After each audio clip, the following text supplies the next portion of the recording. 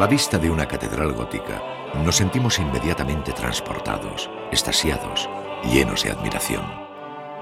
Incapaces de sustraernos a la atracción de lo maravilloso, a la magia de lo espléndido, de lo inmenso, de lo vertiginoso que se desprende de esta obra más divina que humana. Nos hallamos ante el santuario de la tradición, de la ciencia y del arte. Es un todo perfecto al que debemos acudir para conocer el pensamiento de nuestros antepasados. En 1483, Pierre Delis nos describe el mundo de esta manera. Es de forma esférica y ofrece gran variedad en sus diversas partes. En primer lugar, se compone de 4 elementos: tierra, agua, aire y fuego. En segundo lugar, de 9 esferas: la Luna, Mercurio, Venus, el Sol, Marte, Júpiter, Saturno, el firmamento y el primer cielo móvil, más allá del que ciertos filósofos ponen un 10º cielo inmóvil. Sobre ello se dice que está la esfera cristalina y después de todas, la última esfera, la empírea, donde se halla la sede de Dios y la morada de los santos.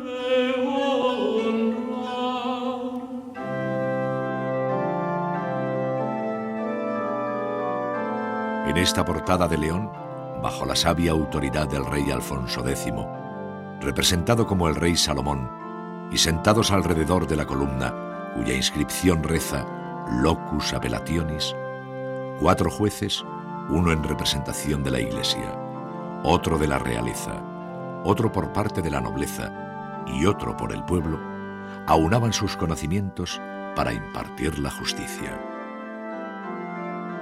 Este magnífico libro de piedra que nos enseña el misterio de las cosas y descorre el velo de las verdades más ocultas es una obra maestra del conocimiento.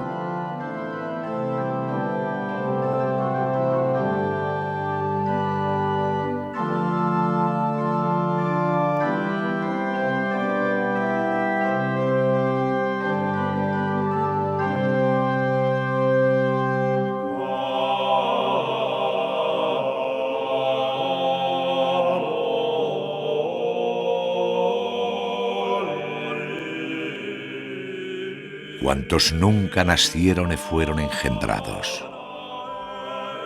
cuantas almas ovieron, fueron vivificados. Si los comieron aves o fueron ablentados, todos en aquel día allí serán juntados. Tornars a los justos el Rey glorioso. Ferlis a un sermón temprado y sabroso. Venid los benedictos del mi Padre precioso. Recebid el mi regno largo y delicioso.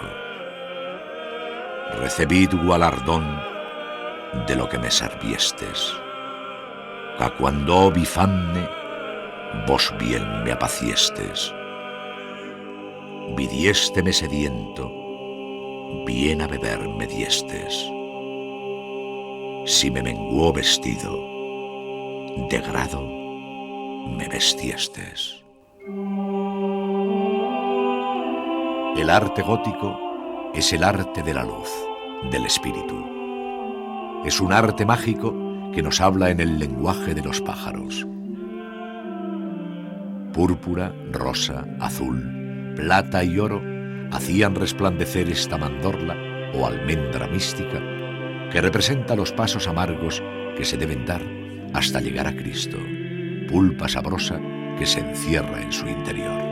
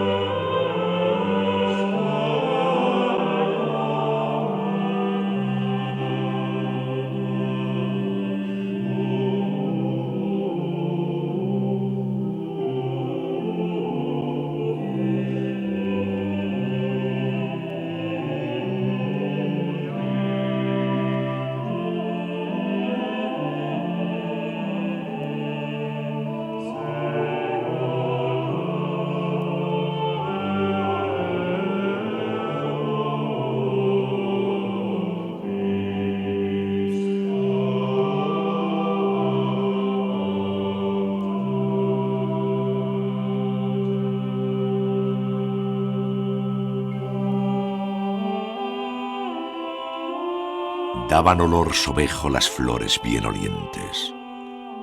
Refrescaban en onme las caras y las mientes. Manaban cada canto fuentes claras corrientes. En verano bien frías, en invierno calientes. La verdura del prado, la olor de las flores, las sombras de los árboles de temprados sabores, refrescaronme todo, e perdí de sudores. Podría vivir el hombre con aquellos olores. Yaciendo a la sombra perdí todos cuidados. Odí sonos de aves dulces e modulados. Nunca udieron ondes órganos más temprados, nin que formar pudiesen sones más acordados. Semeja este prado igual del paraíso, en cui Dios tan gran gracia, tan gran bendición miso. El que crió tal cosa, maestro fue ambiso. Omne que y morase, nunca predie el viso. La planta adopta forma de cruz en recuerdo del maestro. Es la unión de lo vertical y lo horizontal, de lo humano y lo divino.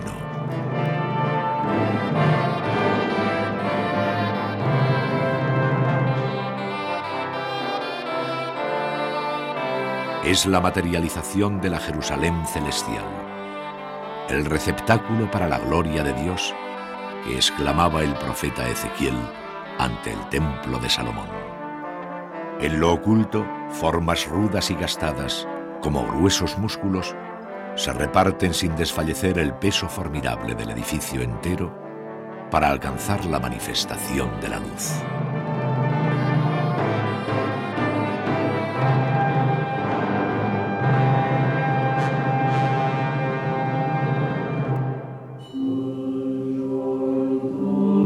Yo, Juan, vuestro hermano y compañero en la tribulación, en el reino y la paciencia de Jesús, hallándome en la isla llamada Patmos, por la palabra de Dios y por el testimonio de Jesús, fui arrebatado en espíritu el día del Señor, y oí tras de mí una voz fuerte, como de trompeta, que decía: lo que vieres escríbelo en un libro y envíalo a las 7 iglesias: a Éfeso, a Esmirna, a Pérgamo, a Tiatira, a Sardes, a Filadelfia y a la Odisea. Me volví para ver al que hablaba conmigo, y vuelto vi 7 candelabros de oro. Su cabeza y sus cabellos eran blancos como la lana blanca, como la nieve.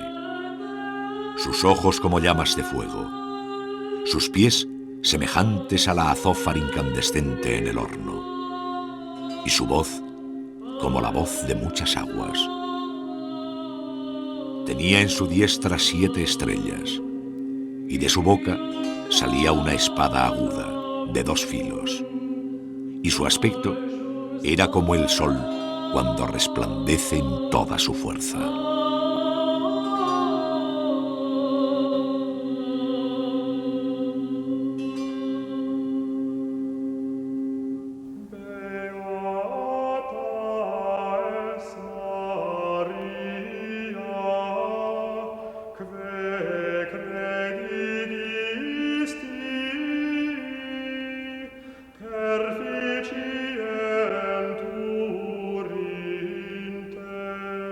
Quae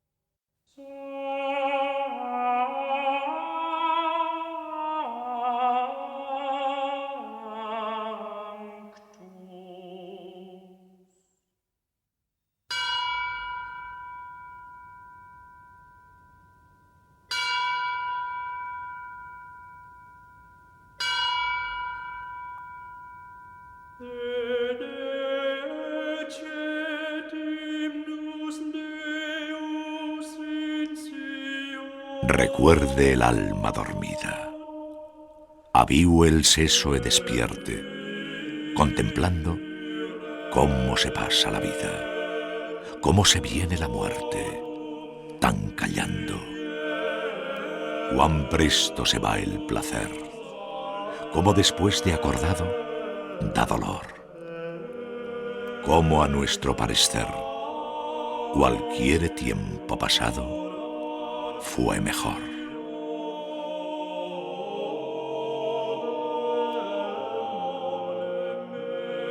Nuestras vidas son los ríos que van a dar en la mar, que es el morir. Allí van los señoríos derechos a se acabar e consumir. Allí los ríos caudales, allí los otros medianos e más chicos. Allegados son iguales los que viuen por sus manos e los ricos. Desde la entrada caminamos hacia oriente, donde nace el sol. Caminamos de las tinieblas a la luz. Caminamos desde el juez supremo de la entrada hasta el origen cósmico de la existencia en el pantocrátor del ábside. Una liturgia cósmica de piedra, luz y sonido se desgrana a través de las horas, manifestándose al hombre en un caleidoscopio de colores.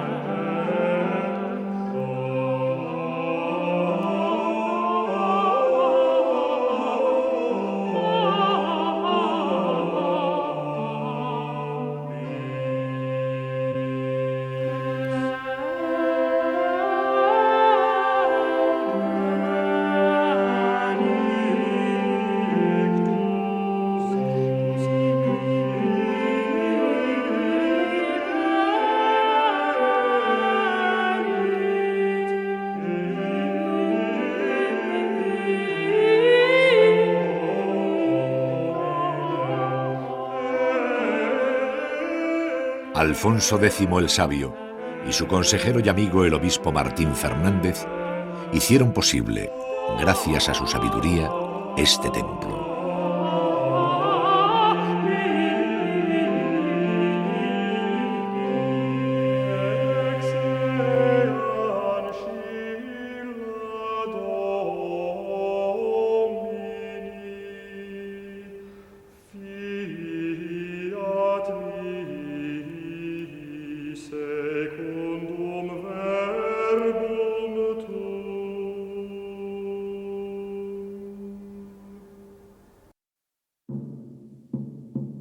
El entorno social que caracteriza el mundo gótico está fuertemente marcado por una organización feudal en la que la monarquía y la Iglesia polarizan las dos formas de vida más estables.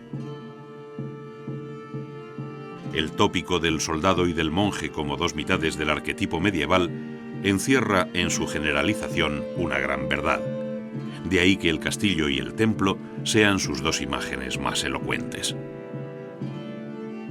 Se es rey o se es vasallo, señor o siervo, monje o soldado. Pocas opciones más ofrece la vida. Gran parte de la población vive en aldeas donde trabaja una tierra o pastorea unos ganados que no le pertenecen. Son del señor que a cambio ofrece protección. Unos cuantos, los que se dedican al comercio, viajan de ciudad en ciudad y poco a poco van ganando franquicias y privilegios hasta constituir una burguesía urbana de creciente importancia.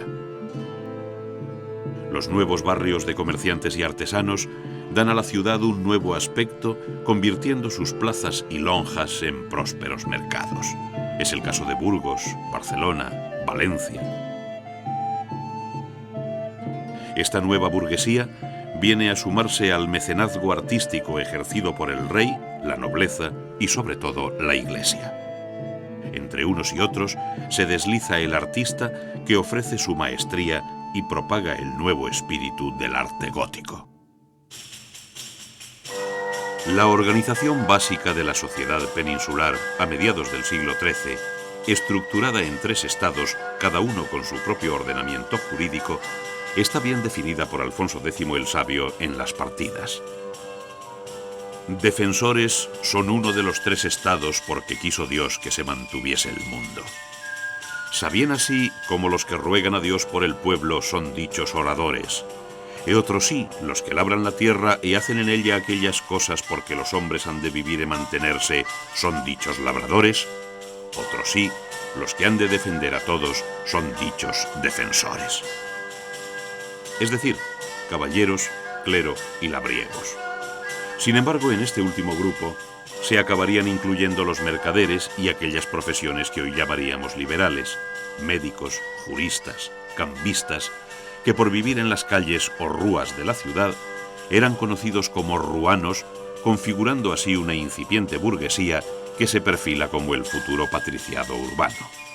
Ello lo explica el infante don Juan Manuel, cuando en su libro de Estados, escrito en la primera mitad del siglo XIV, se lee: «Señor infante, como quiera que los ruanos y los mercaderes no son labradores, pues que no viven con los señores ni defienden la tierra por armas, pero porque la tierra se aprovecha de ellos, porque los mercaderes compran y venden, y los ruanos hacen labrar la tierra, por esta razón, los estados de los ruanos y de los mercaderes enciérranse en el estado de los labradores». A esta organización estamental de la España gótica hace referencia el arcipreste de Hita en algunos versos del libro del Buen Amor, perteneciente también a aquel siglo XIV tan fuertemente marcado por crisis de toda índole y por la pavorosa peste negra. Las vuestras hijas amadas, vedlas bien casadas, con maridos caballeros, e con honrados pecheros, con mercaderes corteses, e con ricos burgueses.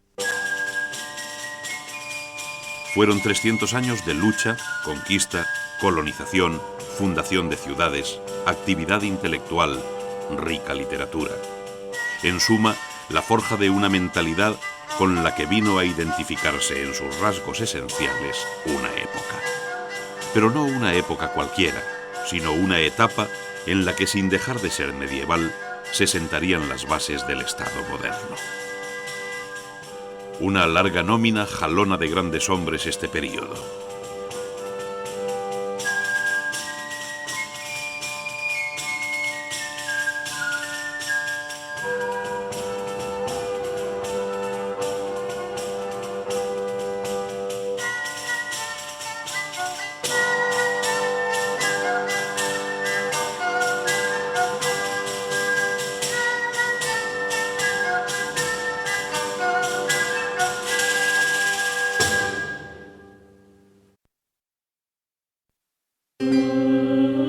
La España de la Baja Edad Media responde a una triple realidad cultural compuesta por cristianos, hispanoárabes y judíos. En las villas y ciudades cristianas viven estos 2 últimos grupos formando aljamas, morerías y juderías con sus respectivas ordenanzas y de ordinario protegidas por el rey, hasta que se produce su dolorosa expulsión bajo los reyes católicos. Sus lenguas, costumbres y creencias habían dado hasta entonces un colorido cosmopolita a ciudades como Toledo o Zaragoza, en las que a un tiempo se podían ver iglesias, mezquitas y sinagogas.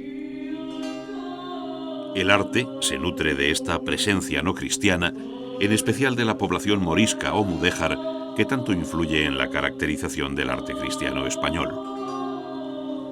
La influencia de los mudéjares en la construcción se deja notar por la cantidad de vocablos de origen árabe que se incorporaron para siempre a la lengua castellana: alarife, albañil, alfarje, del mismo modo que injertan sus arcos de herradura en el triforio de la Catedral Gótica de Toledo, o del mismo modo que lo cristiano y lo musulmán se confunden en el poema de Yusuf, escrito por un morisco aragonés en el siglo XIV.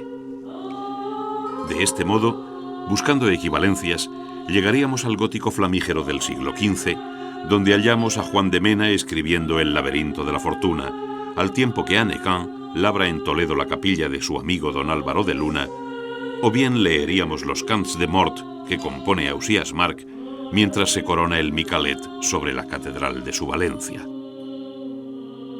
Cuando en 1499 se publica en Burgos la Celestina, Simón de Colonia termina la capilla del Condestable en la catedral de aquella ciudad, dos joyas ambas de la literatura y el arte, en un momento en el que la expresión gótica va cediendo el paso al nuevo espíritu renacentista.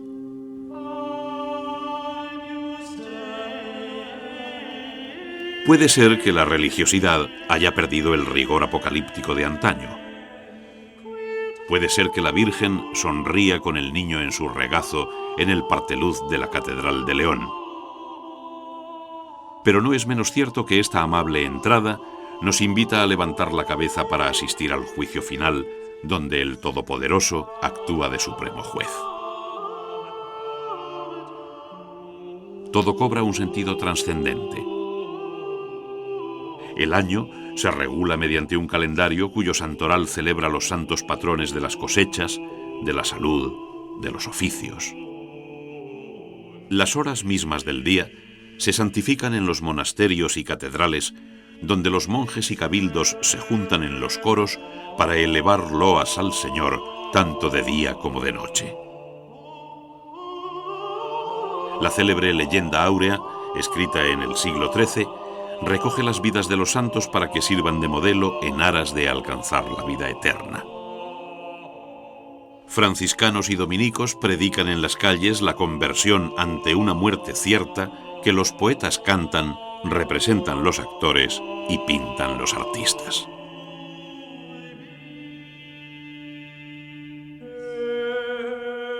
Siguiendo la misma corriente que mueve la Alta Edad Media, la tradición sagrada que conforma el mundo gótico en la península ibérica es la cristiana. El Cristo, un profeta anunciado por la tradición sagrada hebrea como el gran Salvador, el hombre capaz de encarnar el misterio de la divinidad, muere no aceptado por los ortodoxos judíos, creando una nueva tradición sagrada basada en sus enseñanzas.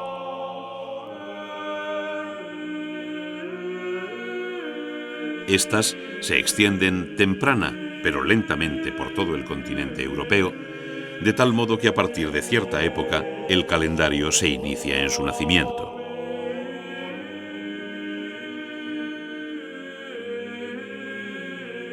La existencia de un solo Dios, Trinidad, causa última de todo lo creado, y una doctrina que invita al conocimiento por el amor, son las bases que animan el desarrollo de todo un sistema social basado en la trascendencia.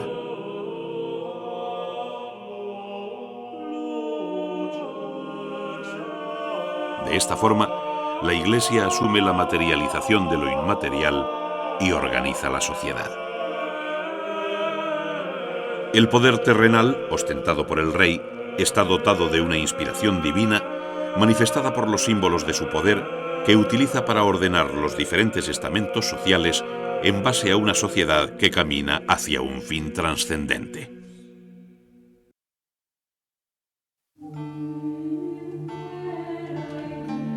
Hoy nos cuesta mucho esfuerzo interpretar el inmenso legado formal de la Baja Edad Media. Por el contrario, una mentalidad familiarizada con el mundo de los símbolos y de los significados hallaba en ellos un medio de comunicación habitual. No se aprendía en los libros, sino en la experiencia diaria. Formaba parte del lenguaje como expresión y de la mentalidad como abstracción. De esta dualidad entre lo que se ve y lo que resta oculto a los ojos, escribe Ramon Llull en el Llibre des Meravelles. Por las obras de fuera se significan las obras de dentro, y porque son comprendidas las obras de dentro, se ven las de fuera.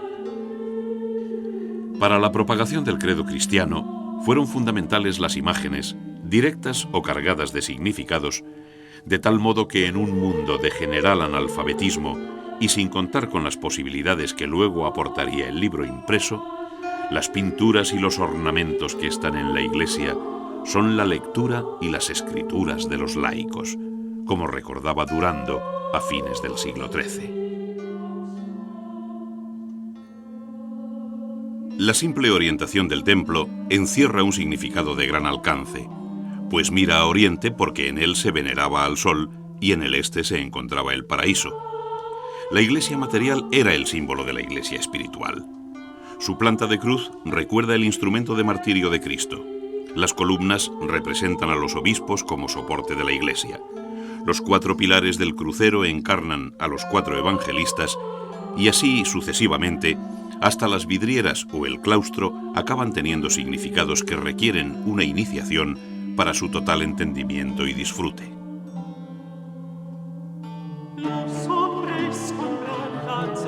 El panorama cultural y científico de los reinos cristianos entre los siglos XIII y XIV no puede ser más rico ni matizado. Destaca en primer lugar la Escuela de Traductores de Toledo, que bajo Alfonso X conoce un nuevo y definitivo impulso. El saber matemático, astronómico, filosófico, médico de la antigüedad, enriquecido por el mundo árabe, se traduce en la ciudad del Tajo. La aplicación de aquellos conocimientos sobre astronomía y matemáticas permite el desarrollo de la cartografía catalana y mallorquina, que no conoce rival en la elaboración de cartas náuticas durante los siglos XIV y XV. Fundamental es la actividad intelectual desarrollada en torno a los nuevos estudios generales y universidades, como las de Palencia, Salamanca y Valladolid en la Corona de Castilla, mientras en la de Aragón sobresalen las de Lleida, Barcelona, Zaragoza, Mallorca y Valencia, esta última fundada ya en 1500. En las universidades se enseñan las llamadas artes y principalmente filosofía, teología, leyes y medicina. Las 2 primeras se cursan igualmente en los conventos que las órdenes mendicantes abren en las ciudades universitarias.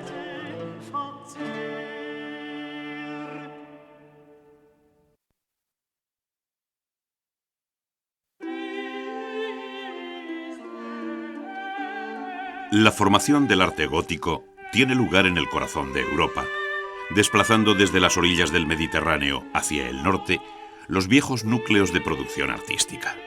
Este es un primer rasgo a tener en cuenta del arte y la cultura góticos.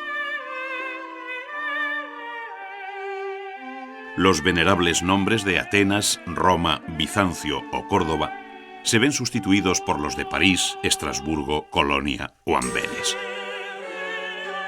Ciudades de nueva pujanza merced a un activo comercio favorecido por una estratégica ubicación geográfica.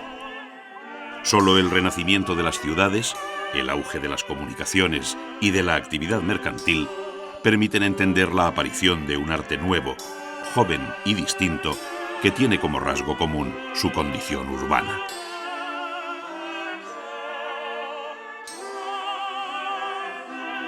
Aquel arte que no se acomodaba al viejo sistema clásico mediterráneo y que era llamado gótico con cierto desdén por el hombre del Renacimiento italiano porque le parecía bárbaro e inventado supuestamente por los godos del norte, se extendió muy pronto y con fuerza en todas direcciones.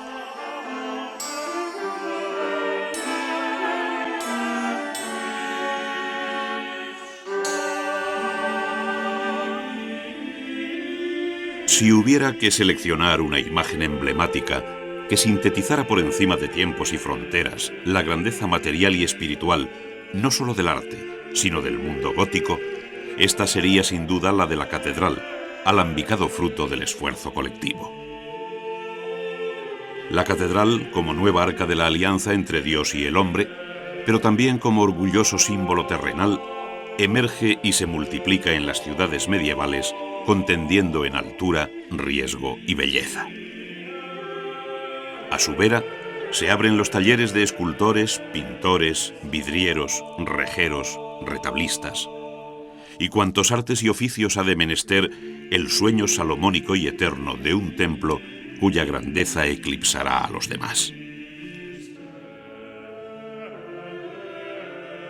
Cuando en 1401 el Cabildo de Sevilla se propone la construcción de su catedral, acuerda que se labre otra iglesia tal e tan buena que no haya otra igual.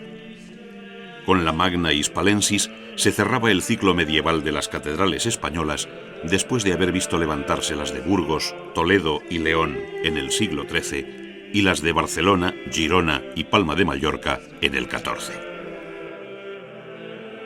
Todavía se emplearía una formulación gótica en las catedrales Nueva de Salamanca y Segovia en pleno siglo XVI, conviviendo con el Renacimiento.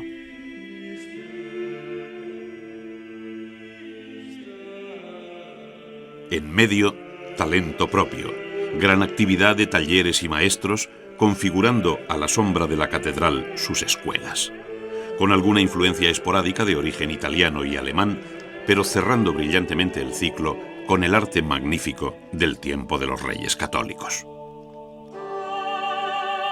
A las circunstancias históricas generales que acompañan y favorecen el desarrollo del arte gótico, se unen en la península ibérica las relacionadas con la cruzada contra el Islam, que prácticamente culmina en el siglo XIII. Las primeras manifestaciones del gótico en nuestro país se concentran en los territorios que ya estaban bajo dominio cristiano a principios del siglo XII, mientras que en el sur el gótico se introduce en fases más avanzadas de su evolución. Son los monjes del Císter quienes introducen en la península ibérica el arco apuntado y la bóveda de crucería durante la segunda mitad del siglo XII y las primeras décadas del XIII.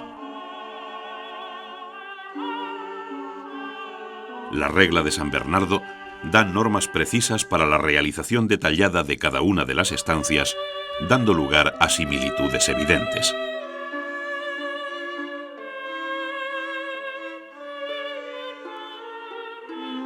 Las principales catedrales francesas del llamado gótico clásico encuentran fiel reflejo en el Reino de Castilla. Las trazas de Burgos, Toledo o León se inspiran en las de Chartres, Bourges, Reims o Amiens. El enriquecimiento de la iconografía y la diversificación de los códigos normales en las artes plásticas, que sucede en Italia hacia 1300, se hace presente en Cataluña. La comparación entre los frescos de la capilla Scrovegni de Giotto de Bondoni y los frescos de la capilla de San Miguel de Ferrer Bassa aparece como evidente. El llamado gótico internacional, caracterizado por un gusto refinado y elegante, tiene como foco más intenso la corte de los duques de Borgoña. Su influencia se observa al comparar la tumba del duque Felipe el Valiente de Claus Sluter y el sepulcro de Carlos III y doña Leonor de Jehan Lon en la Catedral de Pamplona. Hacia 1450 predominan las influencias del gótico creado en Flandes y Alemania, dando lugar a lo que se conoce como gótico hispano-flamenco. Una muestra la tenemos en la Madonna del canciller Nicolas Rolin de Jan van Eyck y la Virgen dels Consellers de Lluís Dalmau. A pesar del predominio de las influencias nórdicas en la fase final del gótico, en la segunda mitad del siglo XV se registran algunos contactos con Italia que ya anuncian las primeras novedades del Renacimiento.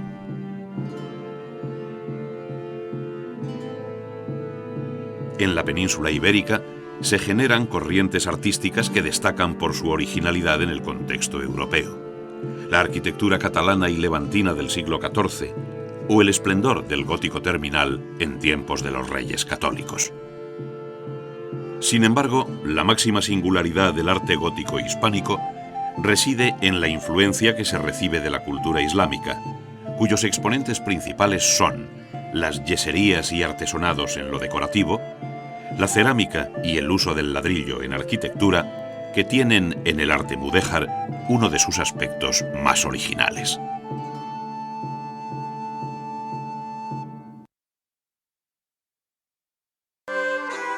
Hagamos que la totalidad de la Iglesia brille con la maravillosa y permanente luz de las hermosísimas vidrieras, colmando de este modo la belleza interior.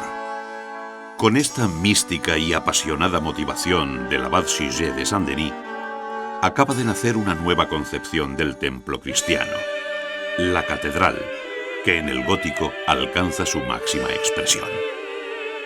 Un poema en piedra cuya aparente complejidad se basa en un sabio aprovechamiento de las posibilidades del arco apuntado y de su corolario, la bóveda de crucería. El sistema de nervios que refuerza la bóveda gótica da lugar a otros dos elementos característicos del estilo. En el interior, el pilar fasciculado que sustituye a la columna, y en el exterior, arbotantes y contrafuertes que contribuyen a aligerar los empujes de las bóvedas. La introducción del arco apuntado y de la bóveda de crucería en la península ibérica se debe en buena medida a los monjes de la Orden de San Bernardo. El Cister propugna el ideal de una vida austera en lo material y sobria en las formas. En sus monasterios, la esencia se talla en piedra, la luz se ordena. Son ámbitos para trascender, construidos bajo estrictas disposiciones de la orden, con lo que se consigue trasladar fielmente las novedades arquitectónicas de la Borgoña. Las catedrales en construcción, como la de Tarragona o la de Salamanca, incorporan el arco apuntado y la bóveda de crucería, pero sin alcanzar todavía las mejores virtudes de este nuevo arte. Este se hace realidad en las tres joyas del reino castellano: Burgos, Toledo y León. Durante el siglo XIV, la primacía arquitectónica se desplaza a la corona de Aragón y especialmente a Cataluña, donde se genera una arquitectura gótica de acusada originalidad, muy influida por la espiritualidad de las órdenes mendicantes, dominicos y franciscanos.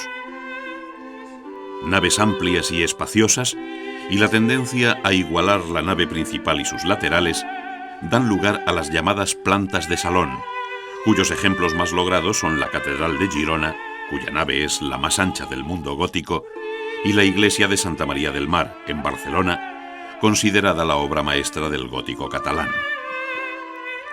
Las plantas de salón anticipan la amplitud de los espacios interiores que se van a imponer en la arquitectura del siglo XV y cuyo mejor exponente es la gigantesca Catedral de Sevilla, iniciada en 1401. La arquitectura del siglo XV se enriquece con una gran abundancia de bóvedas estrelladas, tracerías flamígeras y motivos decorativos labrados sobre los muros, muchas veces inspirados por el arte islámico y mudéjar. Esta es una de las características que mejor definen el último resplandor de la arquitectura gótica en España en tiempo de los Reyes Católicos. A la iniciativa de la reina Isabel se deben el convento de San Juan de los Reyes en Toledo, obra del arquitecto Juan Guas, y la culminación de la burgalesa Cartuja de Miraflores, una de las obras más representativas de los Colonia, tan activos entre Burgos y Valladolid. La Capilla Real de Granada, así como las últimas catedrales góticas castellanas, Salamanca y Segovia, perpetúan el gótico dentro del siglo XVI, fundiéndolo con elementos renacentistas. La arquitectura gótica dio una solución nueva al abovedamiento de sus edificios y así como la arquitectura románica había utilizado masivas bóvedas llamadas de cañón por su perfil semicilíndrico desde el siglo XIII, se impuso la solución de ligeras bóvedas nervadas. Estas forman unidades independientes entre sí que se multiplican cuantas veces sea necesario, adaptándose a las diferentes formas que el edificio exige en planta. Esta estructura, articulada sobre elementos de leve sección, permitió abrir amplios huecos que inundaron de luz el interior. Las bóvedas góticas se conciben como unidades independientes, configuradas por dos arcos fajones, dos formeros y dos cruceros. Las bóvedas constan de nervios que se cruzan en el centro sobre una clave común. De ahí su nombre de bóvedas nervadas o de crucería. Unos plementos cierran el espacio entre los nervios. La bóveda gótica produce empujes en unos puntos en los que confluyen todos sus nervios, siendo necesario contrarrestarlos y encauzarlos a través de un sistema de arbotantes, contrafuertes y pináculos. El pináculo es un remate del contrafuerte que con su peso ayuda a modificar verticalmente la dirección de los empujes horizontales de las bóvedas. El arbotante es un arco tendido entre el muro y el estribo o contrafuerte. El contrafuerte es un pilar exterior que recibe el empuje de las bóvedas a través del arbotante, contribuyendo con su masa al equilibrio del edificio. Entre las novedades estructurales destaca el empleo sistemático de arcos apuntados, cuyos empujes son más fáciles de absorber que los producidos por los arcos de medio punto. El Pórtico de la Gloria de la Catedral de Santiago, obra del inspirado maestro Mateo completada en 1188, es la culminación de la escultura románica y la primera manifestación del gótico. El juicio final y la redención de la humanidad son el núcleo temático sobre el cual se desarrolla un poema en piedra, labrado para ser leído según el grado de conocimiento de quien lo contempla.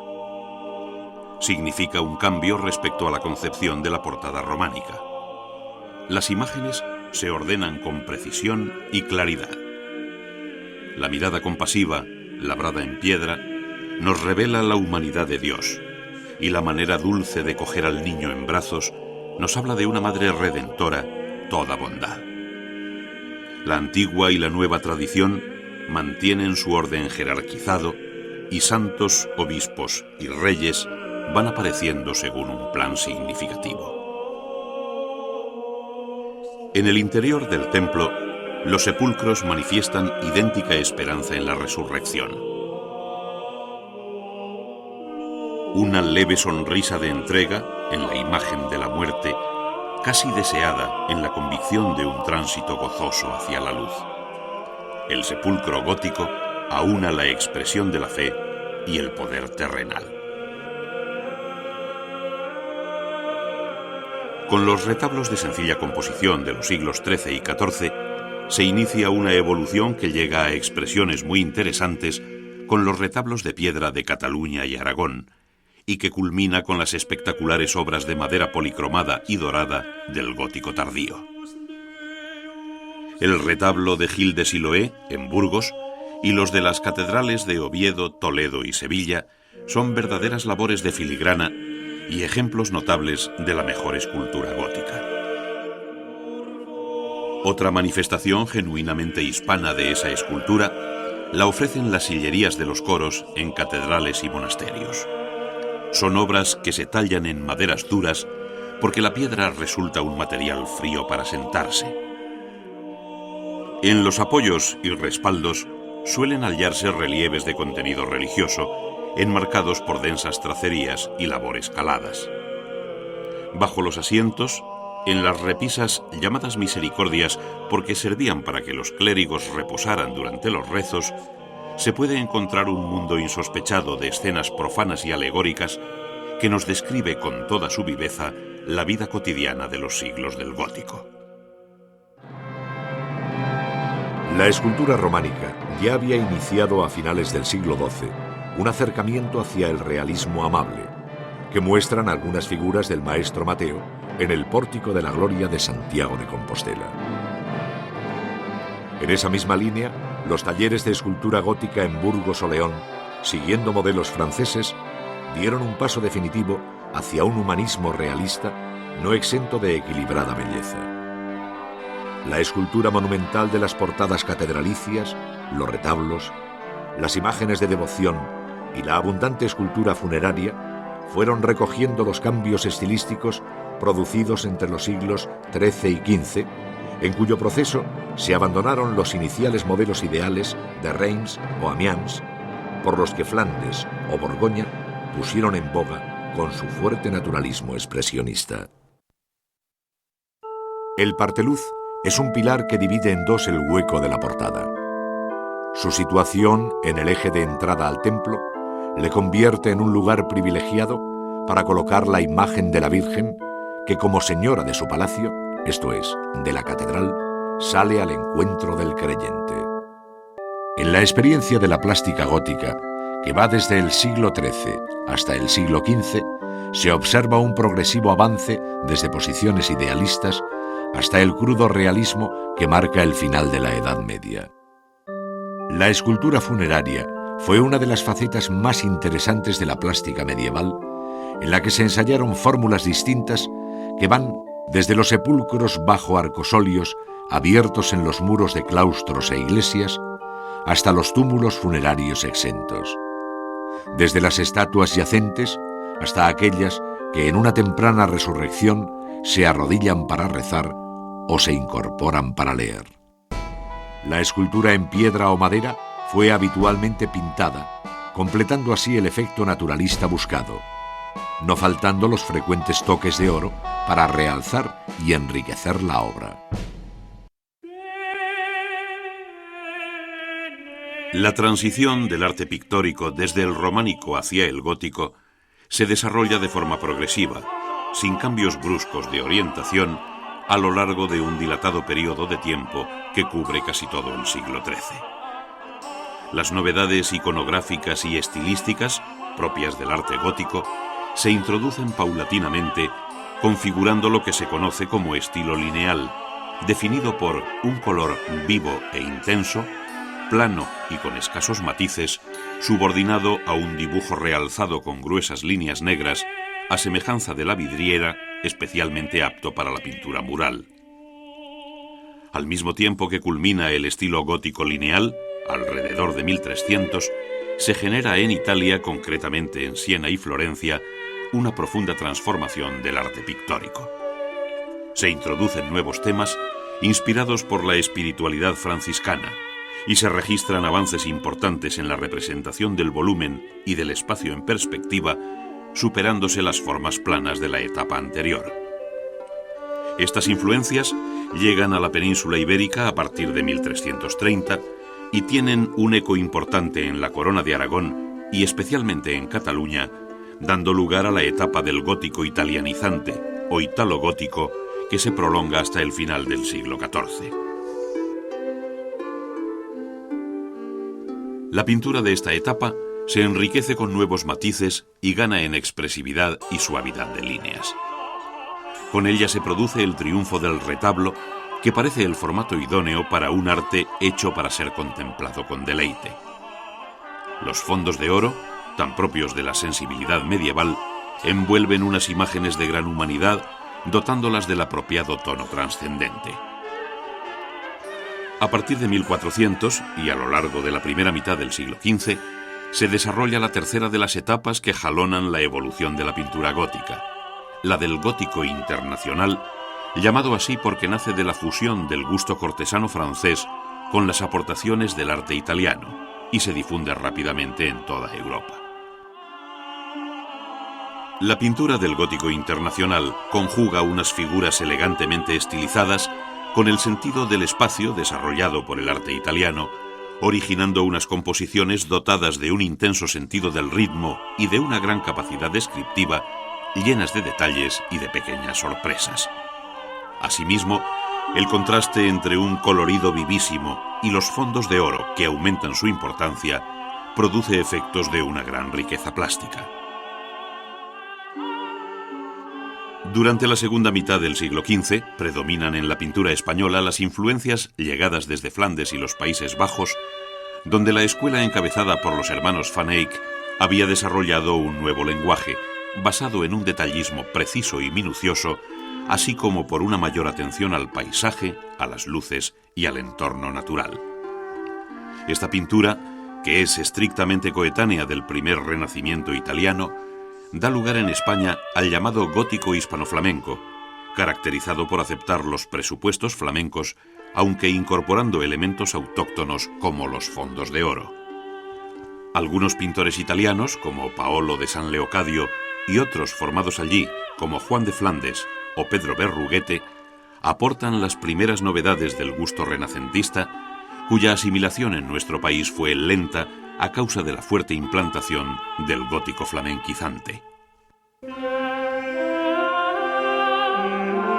La pintura mural, resuelta con una técnica al fresco y siguiendo modelos de lejano origen bizantino, había caracterizado la pintura románica.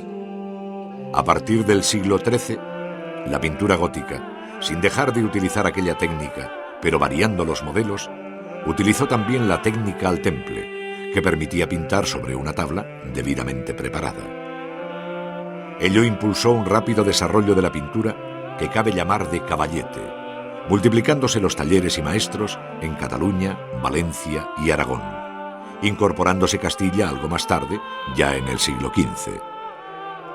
Estilísticamente, se acusan en este proceso influencias llegadas de Francia, Italia y Países Bajos, pero sin apagar la genialidad de nuestros pintores, que tuvieron un modo de hacer propio, original y de un altísimo nivel artístico que tendió siempre hacia un acusado realismo.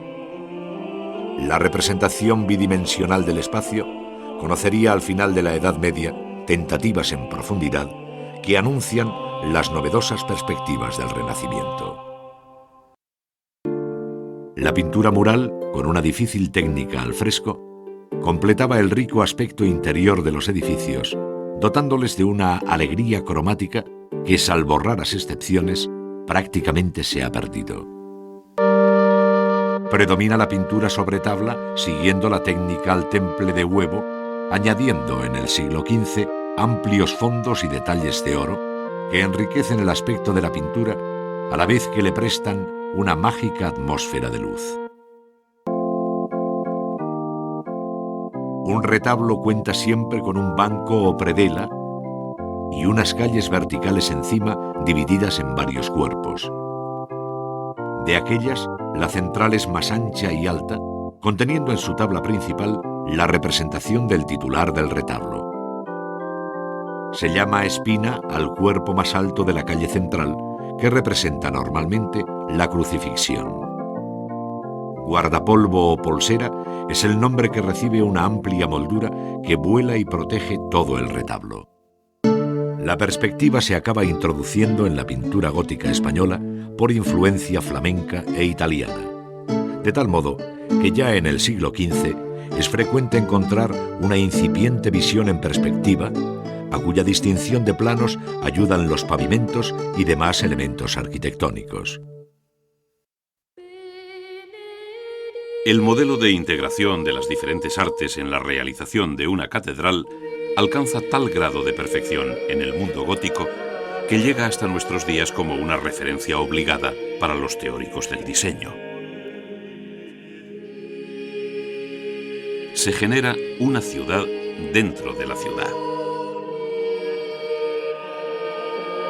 Un ejemplo significativo son las vidrieras, por la importancia que adquieren en el conjunto de la catedral gótica. Además de cumplir su función inmediata, iluminar el interior del templo, cumplen con un riguroso desarrollo que jerarquiza la iconografía con intención didáctica, transformando la luz en mensaje divino. León representa en España el conjunto más idóneo para el estudio de este arte, aunque fue ejecutado probablemente por artistas franceses. El mundo mineral, representado por el muro de base, el vegetal en las primeras vidrieras, lo humano y las artes en el plano superior, seguidamente la nobleza en el triforio y por último los patriarcas de la antigua tradición seguidos por los de la nueva en el lugar de máxima luminosidad. A medida que los procesos de fabricación se van perfeccionando, se obtienen efectos pictóricos cada vez más refinados. Desde entonces es habitual que los pintores colaboren con los vidrieros en el diseño de sus obras.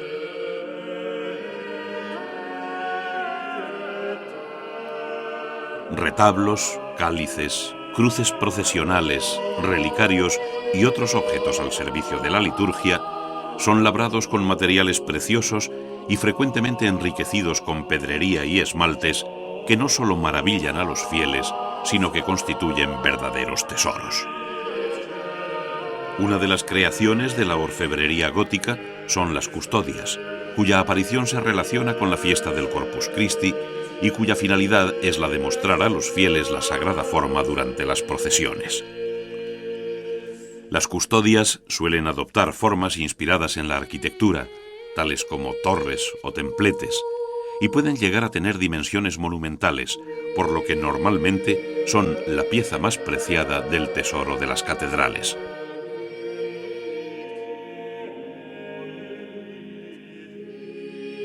Una mención muy especial merece la cerámica que se produce en la península ibérica, principalmente en Aragón durante los siglos del Gótico, ya que constituye uno de los grandes ejemplos del papel de nuestro país como receptor y transmisor de los conocimientos del mundo islámico.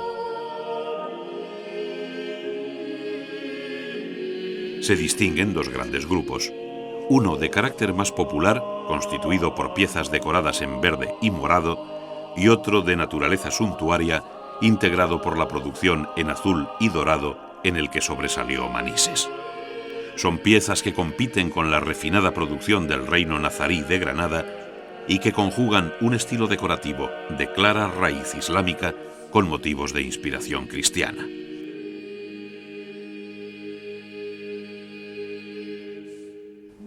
El abrumador mundo de los oficios completa la visión del arte gótico con bellísimas aportaciones que van desde los ricos objetos litúrgicos hasta elementos que completan la arquitectura, como las vidrieras o las rejas de una catedral. Son las llamadas artes decorativas que nunca hay que entender como artes menores, pues orfebres, rejeros o vidrieros dominaron el dibujo, la traza y el modelado con una maestría que en nada los diferencia de los arquitectos, escultores y pintores, algunos de los cuales se formaron en sus talleres. La concentración de los empujes y cargas en unos puntos determinados permiten abrir en el muro grandes huecos para iluminar el interior. En ellos aparecerán ricas tracerías de piedra cerradas con vidrieras. La forma de la torre albergando en su interior la sagrada forma es la imagen más común de la custodia procesional del siglo XV. Solo vagos elementos arquitectónicos componen su fisonomía y todo muy someramente trabajado, sin figuras ni relieves. Los tesoros de las catedrales conservan viejos y valiosos objetos de uso litúrgico, que hablan de un pasado en el que el arte del orfebre dio bellísimas formas a cruces procesionales, cálices, incensarios, etc. Todo ello en ricos metales de oro y plata.